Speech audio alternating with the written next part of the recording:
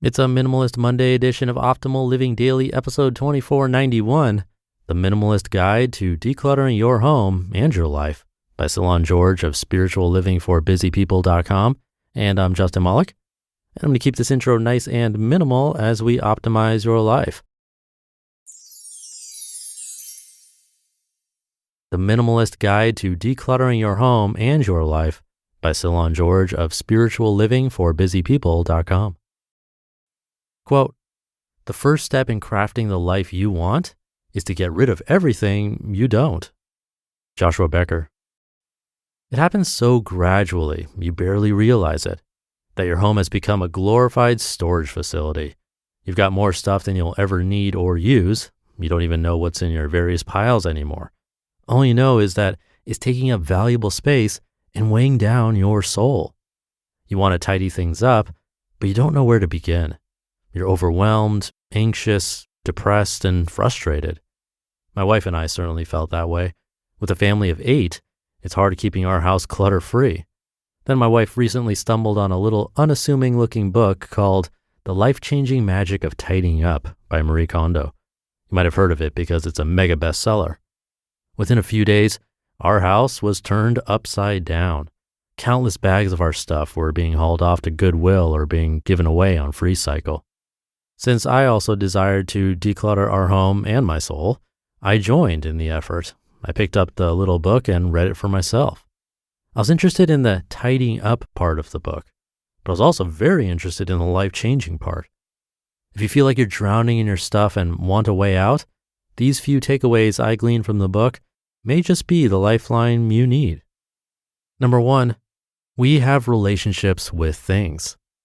While most of us take the stuff we own for granted, Kondo offers a different view. Whether we know it or not, we have relationships with our things, and this has implications on our willingness to discard items that have outlived their usefulness.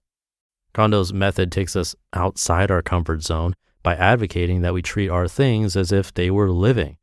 This mainly involves talking to our possessions and thanking them for all they do for us. If this seems strange for you, think back to your childhood and your relationships with the toys you had. Didn't you talk to them? Didn't you treat them like they were alive? Think about the gadgets you own now. Think about how lost you'd be without your smartphone or laptop. Think about the fact that you can already talk to a variety of smart devices, including appliances, thermostats, cars, and watches. And many of them can talk back to you. Our devices will only get better at being more human-like. They'll seem more alive. Even if you're not willing to talk to your items, acknowledging what they represent will help you avoid unhealthy attachments. This is especially true for sentimental items. Kondo writes, quote, "By handling each sentimental item and deciding what to discard, you process your past.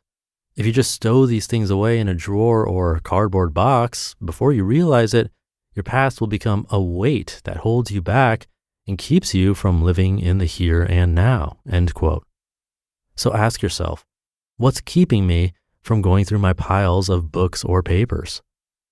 And number 2, only keep the things that spark joy. The heart of Kondo's method is the process she uses to determine whether to keep or discard something. In her book, she describes the one selection criterion this way, quote, "Take each item in one's hand and ask, does this spark joy? If it does, keep it. If not, dispose of it," end quote. You might wonder, how do I know when something sparks joy? In my experience, I've found that my first reaction is the correct one. It cuts right through the rationalizations and deliberate decision-making that often stop me from getting rid of something. Is it perfect? No. But I've been able to part with many more of my things by asking this simple but powerful question. Malcolm Gladwell, in his book Blink, studies our ability to make good decisions very quickly with little information. He argues that, contrary to popular belief, snap judgments and first impressions can be powerfully accurate in complex circumstances. Kondo's method is a great application of Gladwell's findings. So pick up that shirt you wore on your honeymoon or the dog collar from your long-departed Fido, and ask, does this spark joy? Trust the first answer that immediately comes to mind. If the answer is no, thank it for a job well done, and let it go. How do you want to live your life? Do you want to continue to be buried by stuff that weigh you down emotionally, or do you desire your surroundings to bring you joy?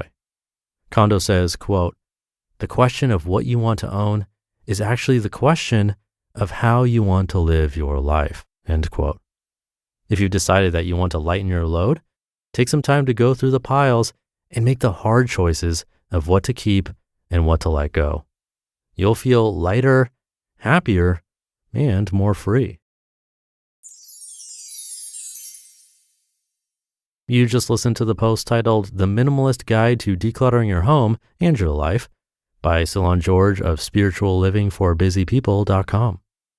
Thank you to Cylon. It can definitely sound strange, pretty weird, and even woo-woo, as some people call it, to take on this idea of treating our things as if they were living beings in order to feel better about letting them go, like actually thanking it for what it gave us and saying goodbye out loud.